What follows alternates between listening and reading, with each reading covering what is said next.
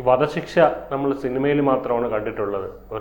അവസാനം ഒരു സെല്ലാറിൽ കിടക്കുന്നു, അവസാനത്തെ ദിവസം തൂക്കം നോക്കുന്നു, അവസാനത്തെ ആഗ്രഹം എന്താണെന്നൊക്കെ ചോദിക്കുന്നു. വധശിക്ഷ എപ്പോഴും നമ്മൾ അങ്ങനെ ഒരു ക്യൂരിയോസിറ്റിയോടെയാണ് കണ്ടിട്ടുള്ളത്. ഇന്ത്യയിൽ ഇപ്പോൾ ഒരുപാട് നാളായി വധശിക്ഷ നൽകിയിട്ട്. എൻ്റെ ഓർമ്മ ശരിയാണെന്നുണ്ടെങ്കിൽ അഫ്സൽ ഗഫൂറിനെയാണെന്ന് തോന്നുന്നു അവസാനമായിട്ട് ഇത് ചെയ്തിട്ടുള്ളത്. പിന്നെ ഈ വധശിക്ഷയെ വരുമ്പോൾ എങ്ങനെയാണ് വധശിക്ഷയിൽ നിന്ന് പുറത്തു വരുന്നത് എന്നുള്ളത് മുമ്പത്തെ സാഹചര്യത്തിൽ രാഷ്ട്രപതിയുടെ ഒരു ദയാഹർജി വേണമായിരുന്നു.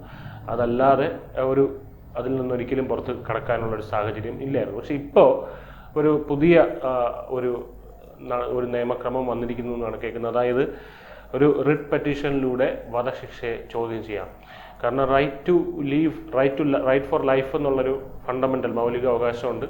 അപ്പോൾ അതിന് പ്രകാരം ഈ പറയുന്ന വധശിക്ഷ ഒരിക്കലും ചോദ്യം ചെയ്യാൻ പറ്റില്ലായിരുന്നു മുൻപ്. ക്രിമിനൽ നടപടികളിലൂടെ മാത്രമേ പറ്റുള്ളൂ. പക്ഷേ ഇപ്പോൾ അങ്ങനെയല്ല, ഒരു റിട്ട് പെറ്റീഷനിലൂടെ അതിനെ ചോദ്യം ചെയ്യാം. പക്ഷെ എന്തൊക്കെയോ മാനദണ്ഡങ്ങൾ ഉണ്ടെന്നാണ് ഞാൻ അറിയുന്നത്, അല്ലേ? അങ്ങനെയല്ലേ? അതായത് ആധുനികവൽക്കരിക്കപ്പെട്ട സമൂഹത്തിൽ വധശിക്ഷ പ്രതികൾക്ക് നൽകാൻ പാടില്ല എന്ന് വാദിക്കുന്ന നിരവധി ആളുകൾ, നിരവധി പ്രസ്ഥാനങ്ങൾ നമ്മുടെ രാജ്യത്തുണ്ട്. അത് ജനാധിപത്യത്തിൻ്റെ ഒരു ഉയർന്ന ഒരു ചിന്തയാണ് അത്. അതായത് ഒരു മനുഷ്യനെ കൊല്ലാൻ നമുക്ക് അവകാശമില്ല എന്ന ഒരു രാഷ്ട്രീയ പ്രൊപ്പഗാൻഡയുടെ ഭാഗമായിട്ടാണ് എല്ലാവരും അങ്ങനത്തെ ഒരു നിലപാട് ഇന്ത്യയിൽ എടുക്കുന്നത്. അതേസമയം നമ്മൾക്കറിയാം, ഒരു കുറ്റം ചെയ്ത് കഴിഞ്ഞിട്ടുണ്ടെങ്കിൽ ഇപ്പോൾ അറേബ്യൻ രാജ്യങ്ങളിലൊക്കെ വധശിക്ഷ നടപ്പിലാക്കിക്കൊണ്ടിരിക്കുകയാണ്. അപ്പോൾ അതിൽ നമ്മളുടെ തന്നെ രാജ്യത്തെ പല ആളുകളും പല ചർച്ചകളിലും പറയും, ഇപ്പോൾ 4 വയസ്സുകാരിനെ പീഡിപ്പിച്ചു കൊന്നു, അല്ലെങ്കിൽ ഒരു വൃദ്ധയെ പീഡിപ്പിച്ചു കൊന്നു, അങ്ങനെയൊക്കെയുള്ള മനുഷ്യത്വരഹിതമായിട്ടുള്ള കാര്യങ്ങൾ ചെയ്യുന്ന ആളുകൾക്ക്, അല്ലെങ്കിൽ അപൂർവമായിട്ടുള്ള കുറ്റകൃത്യങ്ങൾ ചെയ്യുന്ന മാനസിക നിലയുള്ള ആളുകളെ നമ്മുടെ സമൂഹത്തിൽ നിന്ന് അനിഹിലേറ്റ് ചെയ്യുക എന്ന് പറയുന്നതാണ് ഈ വധശിക്ഷയുടെ ബേസിക് പ്രിൻസിപ്പിൾ എന്ന് പറയുന്നത്. ബ്രിട്ടീഷുകാരുടെ കാലത്താണ് നമ്മളത്, നമ്മുടെ എല്ലാ നിയമസംഹിതകളും വരുന്നത് ബ്രിട്ടീഷുകാരുടെ സംഭാവനയാണ്. അപ്പോൾ അത് ബ്രിട്ടനിൽ വളർന്ന ഒരു ജനാധിപത്യ സാഹചര്യത്തിൽ കൂടിയാണ് ആ ബ്രിട്ടനിൽ നടപ്പിലാക്കിയ മുഴുവൻ കാര്യങ്ങളും ഇവിടെ നടപ്പിലാക്കാനായിട്ടും ഇവിടുത്തെ നിയമങ്ങൾ രൂപീകരിക്കാനും. പക്ഷേ ഇവിടുത്തെ സാഹചര്യങ്ങൾ കൂടി അതിലന്ന് കൺസിഡർ ചെയ്തിരുന്നു. അതുകൊണ്ടാണല്ലോ ഈ വധശിക്ഷ എന്ന് പറയുന്നത് ക്രിമിനൽ പ്രൊസീഡിങ്സ് ആണ്. ഒരു കുറ്റം ചെയ്തു കഴിഞ്ഞാൽ ആ കുറ്റവാളി ഇപ്പൊ ഈ സമൂഹത്തിലെ ഏറ്റവും കൂടുതൽ കേൾക്കുന്ന ഒരു കാര്യമാണ്, കുറ്റവാളിയാണെന്ന് തെളിഞ്ഞാൽ, സംശയരഹിതമായി തെളിഞ്ഞ് കോടതി ശിക്ഷിച്ചാൽ മാത്രമേ അയാളെ കുറ്റവാളിയായിട്ട് കണക്കാക്കാൻ പറ്റൂ. അതുവരെ അയാൾ സംശയത്തിൻ്റെ നിഴലിലുള്ള ഒരാൾ മാത്രമാണെന്നുള്ളത്. പക്ഷെ കോടതി അങ്ങനെ ഇപ്പോൾ ഇവിടെ എത്ര ഹയറാർക്കി ഉണ്ട് കോടതികളുടെ. ഇത്തരം കേസുകളാണ് സെഷൻസ് കോടതി, പിന്നെ ഹൈക്കോടതി, പിന്നെ അത് കഴിഞ്ഞ് സുപ്രീം കോടതി, പിന്നെ റിവിഷൻ, അങ്ങനെ അതേ കോടതിക്ക് തന്നെ റിവിഷൻ, അങ്ങനെയൊക്കെയുള്ള ഒരുപാട് നിയമസാധ്യതകൾ ഇതുമായി ബന്ധപ്പെട്ടുകൊണ്ട് നിലവിലുണ്ട്. അപ്പോൾ അങ്ങനെ ആവുമ്പോൾ എങ്ങനെയാണ് ഈ വിഷയത്തിന് റിട്ട് ഹർജി എന്ന് പറഞ്ഞു കഴിഞ്ഞാൽ യഥാർത്ഥത്തിൽ 226 ആർട്ടിക്കിൾ 226 എന്ന് വെച്ചാൽ നമ്മുടെ രാജ്യത്തെ മനുഷ്യരുടെ ഫണ്ടമെൻ്റൽ റൈറ്റ്, മൗലിക അവകാശങ്ങൾ ലംഘിക്കപ്പെടുമ്പോൾ മാത്രമാണ് റിട്ട് ഹർജി കൊടുക്കുന്നത്. പക്ഷേ ക്രിമിനൽ പ്രൊസീജിയറിൻ്റെ നടപടികൾ ഇവിടെ ഇപ്പോൾ ഒരു ക്രിമിനൽ കേസിൽ ഒരു പൊതു താല്പര്യ ഹർജിക്ക് യാതൊരു സ്കോപ്പുമില്ല. അതാണ് ക്രിമിനൽ നിയമത്തിൻ്റെ ഏറ്റവും പ്രധാനപ്പെട്ട ഒരു കാര്യം. ഒരു പെൺകുട്ടീനെ മൃഗീയമായി പീഡിപ്പിച്ചു കൊന്നു എന്ന് വിചാരിക്കും.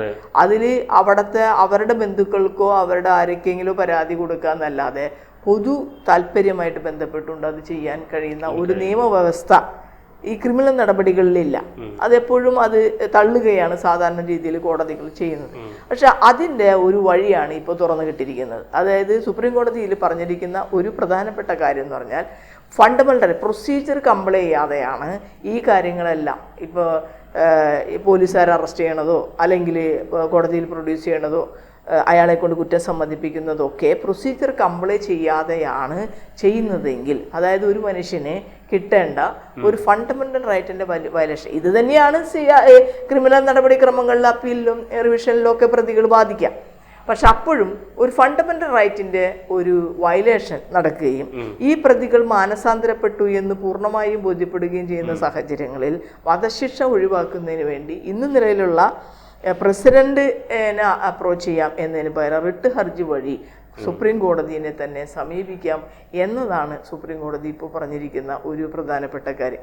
അതിലൊരു അതായത് ഡെവലപ്പിംഗ് സിവിലൈസേഷൻ്റെ ഒരു ധ്വനി അതിലുണ്ട്. അതായത് ഈ ഒരു ആളെ തെറ്റായിട്ട് ഒരു കേസിൽ പിടിച്ച്, അങ്ങനെ ഒരുപാട് കേസുകളുണ്ട്. ഇപ്പം നമ്മുടെ ജയിലുകളിൽ ശിക്ഷ അനുഭവിച്ചുകൊണ്ടിരിക്കുന്ന പല ആളുകളെയും സംബന്ധിച്ച്, അതായത് ചിലപ്പോൾ പോലീസിനെ സംബന്ധിച്ച് ഒരു കേസ് ഉണ്ടാകുന്നു, ആ കേസിൽ പ്രതിയെ പിടിക്കണം. അപ്പോൾ പല കുഴപ്പങ്ങളുണ്ടെങ്കിൽ പോലും ഒരു പ്രതിയെ സെറ്റ് ചെയ്ത് ആ പ്രതിയിലേക്ക് തെളിവുകൾ ഉണ്ടാക്കി ആ പ്രതിയെ ശിക്ഷിക്കാനുള്ള നടപടികളുമായി പോകുക എന്ന് പറയുന്ന ഒരു രീതി പോലീസിൻ്റെ ഇടയിലുണ്ട്. അപ്പോൾ അതിന് കോടതികളും മജിസ്ട്രേറ്റുമാരും ആ തെളിവിൻ്റെ അടിസ്ഥാനത്തിൽ പ്രോസിക്യൂഷൻ്റെ ഭാഗത്തിൻ്റെ അടിസ്ഥാനം നന്നായി നല്ല കള്ളസാക്ഷികളെ വെച്ചാൽ മതിയല്ലോ.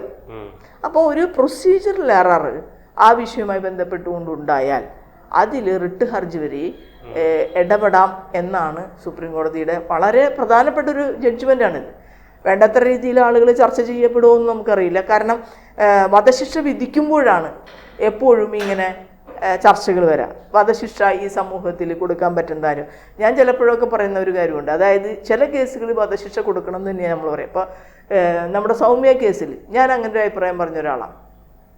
കാരണം ആൾ ജീവിച്ചിരിക്കാൻ പാടില്ല ഈ ഒരു സമൂഹത്തിൽ എന്നുള്ള വെച്ചാൽ, ഒരു പെൺകുട്ടി ഒരു ട്രെയിനിൽ അറ്റാക്ക് ചെയ്യപ്പെടുകയാണ്. അത് മൃഗീയമായി, അതായത് തലയിടിച്ച് ആ കുട്ടിക്ക് ബോധം നഷ്ടപ്പെട്ട് കിടക്കുന്ന സമയത്ത് ആൾ റേപ്പ് ചെയ്യണത്. ഇതൊന്നും മനുഷ്യർ ചെയ്യുന്ന കാര്യമല്ല.